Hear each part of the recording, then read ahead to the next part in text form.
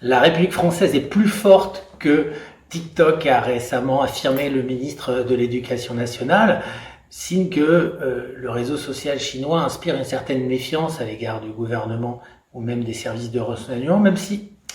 on ne peut pas dire qu'il faut mettre forcément les moyens pour faire un état des lieux des dégâts sur les cerveaux des jeunes Français. Il y a bien sûr eu la commission Bronner qui a rendu un rapport récemment, tout un ensemble d'alertes, notamment de différents experts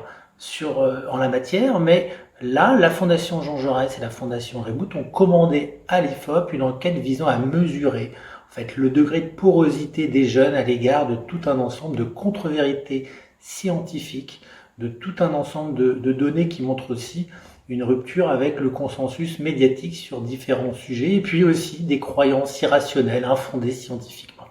Et l'enquête, elle montre qu'il y a bien sûr un rapport de plus en plus distancié à l'égard de la science chez les jeunes. Aujourd'hui, on a seulement un tiers des jeunes, par exemple, qui pensent que la science apporte des effets plus positifs que négatifs pour l'humanité. C'est une proportion qui est en baisse de 20 points par rapport à ce qu'on observait il y a une cinquantaine d'années. Et puis, on a aussi,